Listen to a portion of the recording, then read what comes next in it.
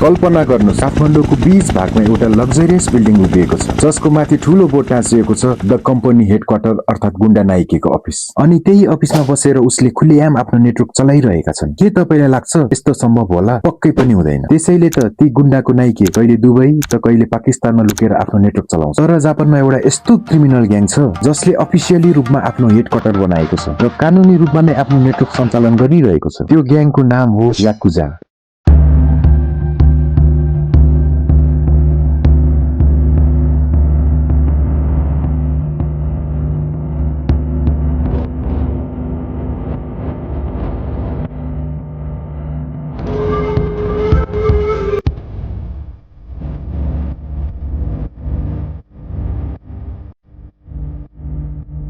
How many people have you?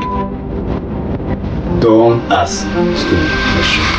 यस ग्याङबारे भनिन्छ कि यो संसारका सबै क्रिमिनल समूहहरू भन्दा निकै फरक र अत्यन्त खतरनाक संगठन हो। यसका सदस्यहरूसँग अफिसियली भिजिटिङ कार्डसम्म हुन्छ। उनीहरू जापानका सडकहरूमा खुल्लिआम हिँड्छन्। तर सबैभन्दा डरलाग्दा कुरा भनेको उनीहरूको औँला काटिन्छ, शरीरभरि रहस्यमय ट्याटु बनाइन्छ। यति मात्र होइन, याकुजासँग जोडिएका यस्ता धेरै रहस्य र गोप्य कुराहरू छन् जसबारे सुनेपछि तपाई साँच्चै अचम्ममा पर्नुहुनेछ। त्यसैले त यस डकुमेन्ट्रीमा हामी याकुजा ग्याङलाई हरेक कोडबाट अनुसन्धान गर्नेछौँ। यो ग्याङ आखिर सुरु कसरी भयो, यसका रहस्यमय रिचुअल्स के हुन् र कसरी यो यति शक्तिशाली बन्यो। सिस्टमले यसलाई समाप्त गर्नुको सट्टा झन सहयोग गर्न थाल्यो। यति मात्र होइन, जापानी नागरिकहरू स्वयं याकुजा बारे के सोच्छन् भन्ने बुझ्नका लागि हामीले जापानी लोकल मिडियाका आर्टिकलहरू अंग्रेजीमा ट्रान्सलेट गरेर अध्ययन गरेका छौं ताकि याकुजाको वास्तविक ग्राउन्ड रियालिटी के हो भन्ने थाहा होस्। यस डकुमेन्ट्रीमा हामी याकुजासँग सम्बन्धित हरेक तथ्य खोल्नेछौँ जसले माफिया भन्ने शब्दप्रतिको तपाईको पुरै सोच बदल्न सक्छ। र यदि तपाई पहिलो पटक हाम्रो च्यानलमा आउनु भएको हो भने सायद तपाईलाई थाहा नहोला, हामी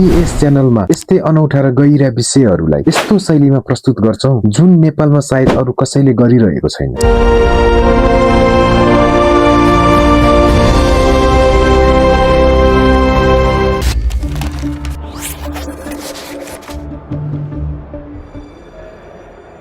सन् 1945 अमेरिकाले जापानमाथि न्युक्लियर हमला गर्यो र पूरा देशलाई तहस नहस बनाइदियो। त्यही समयसँगै दोस्रो विश्वयुद्धमा पनि अनौपचारिक रूपमा पूर्णविराम लाग्यो। त्यसपछि संसारमा दुई ठूला शक्तिहरू उदाए, अमेरिका र सोभियत युनियन, र यी दुई देशबीच सुपर पावर बन्ने होड सुरु भयो जसलाई आज हामी कोल्ड वार भनेर चिन्छौं। आफ्नो प्रभाव बढाउन अमेरिकाले चाहन्थ्यो कि संसारका हरेक देशमा डेमोक्रेसी फैलियोस्। उता सोभियत युनियन चाहन्थ्यो कम्युनिजम फैलियोस्। यही बीच यी दुवै शक्तिको नजर जापानमाथि पर्छ। अमेरिकालाई डर थियो कि जापानमा कम्युनिजमको प्रभाव बढ्न सक्छ र वास्तवमा त्यो बढ्दै पनि थियो। त्यसैले अमेरिकाले आफ्नो सबैभन्दा शक्तिशाली अस्त्र मैदानमा उतार्यो, CIA। यदि उसले जापानको राजनीतिमा सिधै हस्तक्षेप गर्यो भने त्यो उल्टै आफैमाथि भारी पर्न सक्थ्यो। त्यसैले अमेरिकाले एउटा निकै चलाक गेम खेल्यो। यो कामका लागि CIA ले जापानको एउटा क्रिमिनल समूहलाई रोज्यो र त्यो समूह अरु कोही नभएर याकुजा थियो। अब CIA र याकुजा बीचको वास्तविक सम्बन्ध बुझ्नुभन्दा अघि तपाईले छोटकरीमा बुझ्नुपर्छ कि याकुजा वास्तवमा के हो र किन यसको यति चर्चा हुन्छ।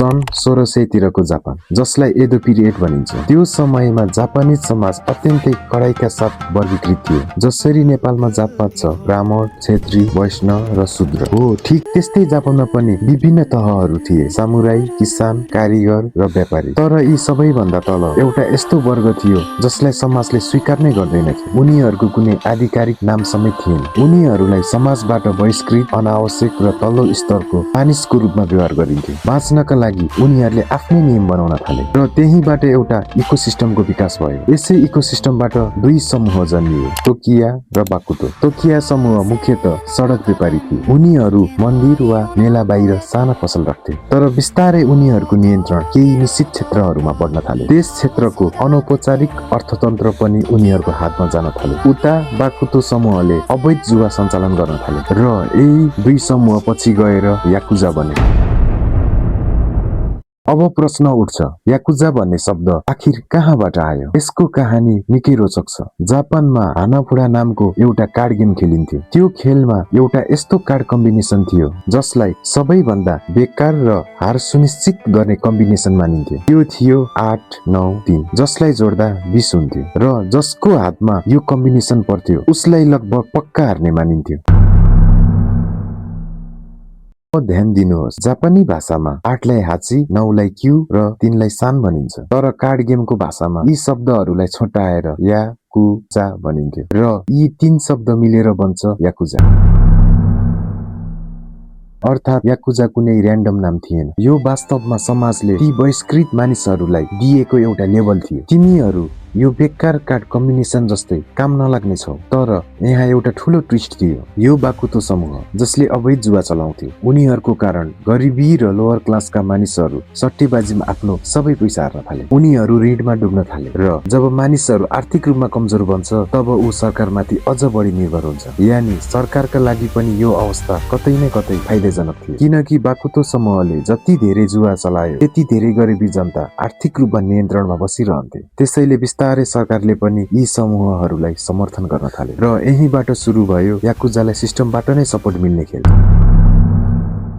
समय बित्दै गयो। जापानका बहिष्कृत र भेदभावमा परेका धेरै मानिसहरू याकुजामा सामेल हुन थाले। ग्याङ यति शक्तिशाली बन्यो कि सन् 1960 सम्म आइपुग्दा यसको सदस्य संख्या 1,50,000 भन्दा बढी पुगेको थियो। यति मात्र होइन, त्यही समयमा जापानका एक प्रधानमन्त्रीमाथि समेत याकुजासँग सम्बन्ध रहेको आरोप लागेको थियो। अब फर्कौं CIA र याकुजाको कनेक्सन तर्फ। त्यो समयमा जापानका लेबर युनियनहरू कम्युनिजमको समर्थनमा सडकमा उभिएर प्रदर्शन गर्थे। स्थानीय पुलिसले ती प्रदर्शन नियन्त्रण गर्न सकिरहेको थिएन। त्यसपछि CIA ले याकुजासँग समन्वय गर्यो र हेर्दा हेर्दा याकुजाले साम, दाम, दण्ड, भेद सबै प्रयोग गरेर ती प्रदर्शनहरू दबाइदिए। यसरी CIA ले याकुजालाई प्रयोग गरेर जापानमा कम्युनिजम फैलिनबाट रोक्यो।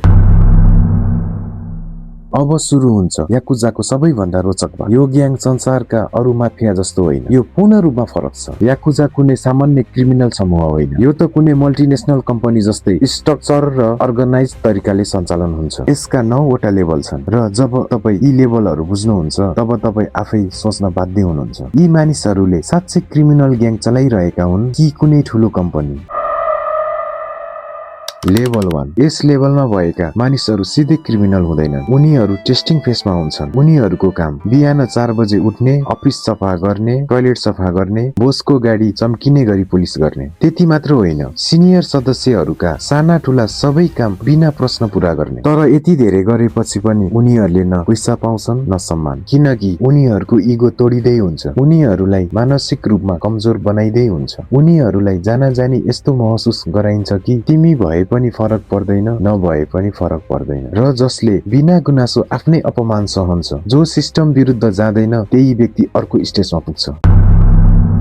लेभल 2। अब ऊ केवल नोकर हुँदैन, ऊ कमाउने सदस्य बन्छ। उसलाई अवैध जुवा अड्डा चलाउने, अन्डरग्राउन्ड कार्ड गेमबाट पैसा कमाउने काम दिइन्छ। त्यससँगै लोकल बिजनेसम्यानहरूबाट प्रोटेक्सन मनी वसुल्ने, कन्स्ट्रक्सन साइटहरूमा प्रभाव जमाउने र यदि कुनै राइभल ग्याङहरू उनीहरूको क्षेत्रमा प्रवेश गर्न खोज्यो भने जसरी भए पनि हटाइदिने। अब पहिलो पटक उसले पावर महसुस गर्न थाल्छ, आफ्नो अन्डरमा जुनियर राख्छ र मानिसहरूले उसका कुरा सुन्न थाल्छन्। तर उसले जे जति पैसा कमाउँछ त्यो इमानदारीका साथ माथिका सिनियरहरूलाई बुझाउनु पर्छ र यदि उसले एक पैसा पनि लुकायो भने त्यो सिधा धोका मानिन्छ। र याकुजामा धोका दिनेहरूको सजाय कति खतरनाक हुन्छन् त्यो तपाईले भिडियोमा अगाडि थाहा पाउनुहुनेछ। तर लेभल 2 को अर्को अध्यारो पक्ष पनि हुन्छ। उसले पावर त महसुस गर्छ, तर ऊ सधैँ फ्रन्ट लाइनमा हुने भएकाले पुलिसलाई उसको अनुहार राम्ररी थाहा हुन्छ। यदि ऊ पक्राउ पर्यो भने उसले ऊ एक्लै हुन्छ। सिनियरहरू न त उसलाई बचाउन आउँछन् न जेलबाट निकाल्ने प्रयास नै गर्छन्।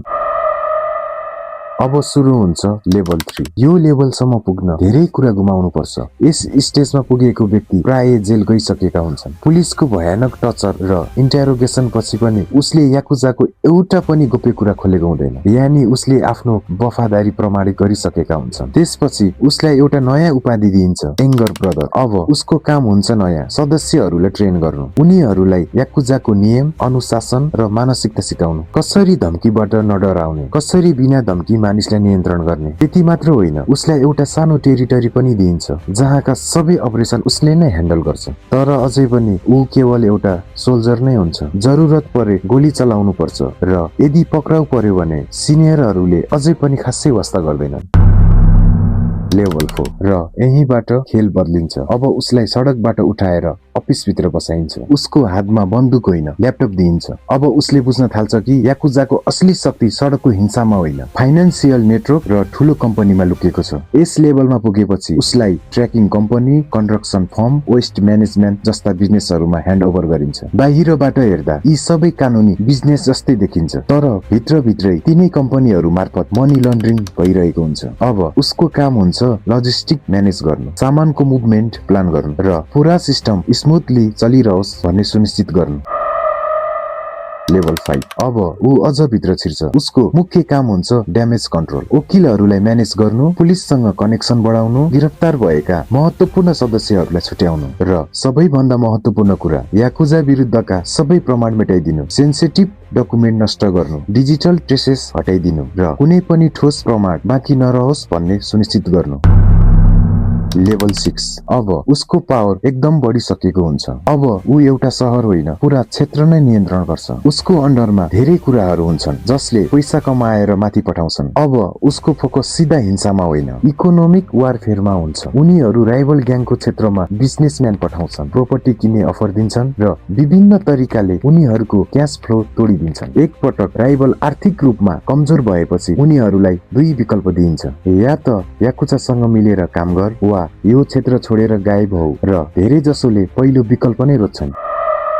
लेभल 7 यो याकुजाको सबैभन्दा खतरनाक र क्याल्कुलेटेड लेभल हो। यस स्टेजमा व्यक्ति अपरेसन चिफ बन्छ। अब उसले आफै गोली चलाउँदैन, उसको काम हुन्छ को बाँच्ने को मर्ने भन्ने निर्णय गर्नु। उसले स्ट्र्याटेजी बनाउँछ, कसलाई कहाँ र कसरी मार्ने, त्यसको पुरा प्लान डिजाइन गर्छ। उनीहरू पुलिसको मुभमेन्टसम्म ट्र्याक गर्छन्। मानव कुनै होटलमा 3 जना सुटर पठाइयो, टार्गेट मारियो। अब अपरेसन चिफले बाहिर बसेर लाइभ अपडेट हेरिरहेको हुन्छ। उसको अगाडि पुरा एरियाको डिटेल्स म्याप हुन्छ। जसै पुलिस होटलतर्फ आउँछ, उसले फोन मार्फत सुटरलाई गाइड गर्छ, कुन रुटबाट भाग्ने, कहाँ मोडिने, कहाँ लुक्ने र यदि स्थिति नियन्त्रण बाहिर जान थाल्यो भने उसँग ब्याकअप प्लान पहिले तयार हुन्छ। उनीहरू जानी अर्को ठाउँमा झगडा गराइदिन्छन् ताकि पुलिस त्यता डाइभर्ट होस् र वास्तविक सुटरहरू भाग्न सकुन्। तर यदि यति गर्दा पनि कोही पक्राउ पर्यो भने याकुजाले उसलाई बिना सोच त्यागिदिन्छ, किनकि याकुजाका लागि सिस्टम कुनै एक व्यक्ति भन्दा धेरै ठुलो हुन्छ।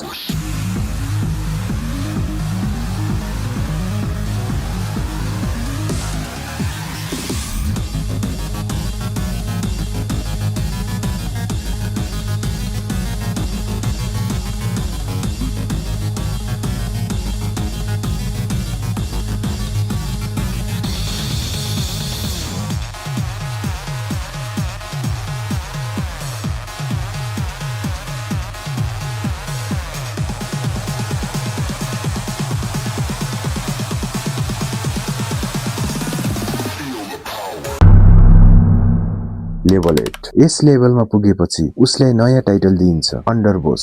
अब ऊ कुनै सामान्य ग्याङस्टर हुँदैन, ऊ याकुजाको एक प्रकारको सीईओ बन्छ। उसले फाइनान्सियल रिपोर्ट हेर्छ, पोलिटिकल कनेक्सनहरू म्यानेज गर्छ, रियल इस्टेट र इन्भेस्टमेन्ट नियन्त्रण गर्छ, कुन प्रोजेक्ट चलाउने, कुन बन्द गर्ने, सबै निर्णय अब उसले नै गर्छ। ऊ पुलिस र सुप्रिम बोस बीच ढाल बनेर उभिन्छ। जरुरत परे सबै दोष आफूमाथि लिएर जेल जान पनि तयार हुन्छ। अब आउँछ याकुजाको अन्तिम र सबैभन्दा शक्तिशाली लेभल।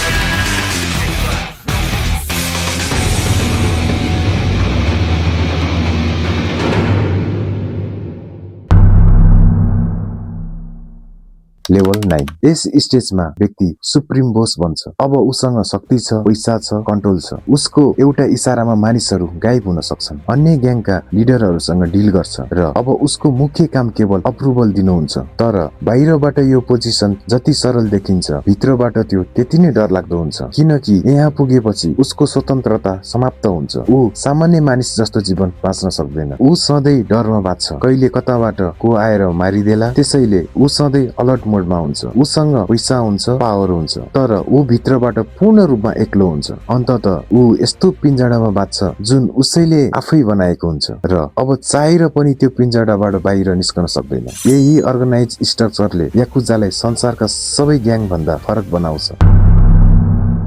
तर अहिलेसम्म मैले तपाईलाई याकुजाको केवल एउटा एंगल मात्र देखाएको छु। अब सुरु हुन्छ याकुजाको सबैभन्दा रहस्यमय र अन्धकारमय अध्याय।